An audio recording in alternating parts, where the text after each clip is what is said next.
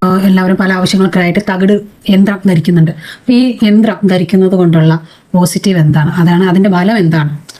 യന്ത്രങ്ങളെന്ന് പറയുന്നത് ഓരോരോ ദേവതകളുടെ ജാമിതീയ രൂപങ്ങളാണ്. അപ്പോൾ ആ ജാമിതീയ രൂപങ്ങൾ വെറുതെ ധരിക്കുകയല്ല, അതാത് മൂർത്തികളുടെ മന്ത്രങ്ങൾ എഴുതി, അതാത് മൂർത്തികളുടെ പ്രാണപ്രതിഷ്ഠാ മന്ത്രങ്ങൾ, യന്ത്രഗായത്രി, മന്ത്രഗായത്രി ഇങ്ങനെയുള്ള കാര്യങ്ങൾ കൃത്യമായിട്ട് എഴുതി, അത് കൃത്യമായിട്ട് പൂജ ചെയ്ത്, അത് കൃത്യമായിട്ട് ഹോമസംവാദങ്ങളെ സ്പർശിച്ച് വേണം തകിട് ധരിക്കാൻ. തകിട് ധരിച്ചു കഴിഞ്ഞാൽ അതിൻ്റേതായ ഫലങ്ങളുണ്ടാവും. കാരണം ഇത് ചെയ്യുന്നത് നമ്മുടെ ശരീരത്തിൽ ഉള്ള അക്ഷരവിന്യാസ ക്രമങ്ങൾ കൊണ്ടാകുന്ന വൈകല്യങ്ങളെ പരിഹരിക്കുകയാണ് ചെയ്യുന്നത്.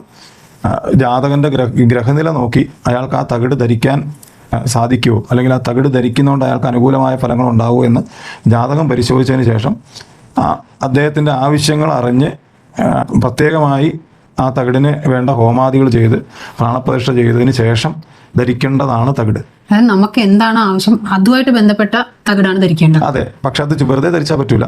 ഇപ്പം ഒരാളുടെ ജാതകത്തിലെ ഗ്രഹങ്ങളിൽ നിന്ന് നമ്മൾ ആ സൂചനകളെ മനസ്സിലാക്കിയെടുക്കണം.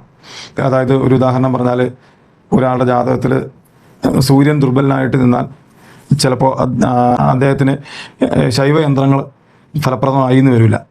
അതുപോലെ വ്യാഴം ബലവാനായിട്ട് നിന്നാൽ വൈഷ്ണവ യന്ത്രങ്ങൾ ധരിക്കുമ്പോൾ കുറച്ചുകൂടെ ഫലം ഉണ്ടാവും. അങ്ങനെ അത്ര സൂക്ഷ്മമായി നിരീക്ഷിച്ച് എഴുതി ധരിക്കേണ്ട ഒരു സാധനമാണ് തകിട് എന്ന് പറയുന്നത്. തകിടിന് അശുദ്ധി ബാധിക്കില്ല. കാരണം അശുദ്ധി ബാധിക്കാത്തതിൻ്റെ കാരണം അത് ഈ സ്വർണ്ണ കൂടിനകത്ത് നിറച്ച് ഉപയോഗിക്കുന്നത് കൊണ്ടാണ്.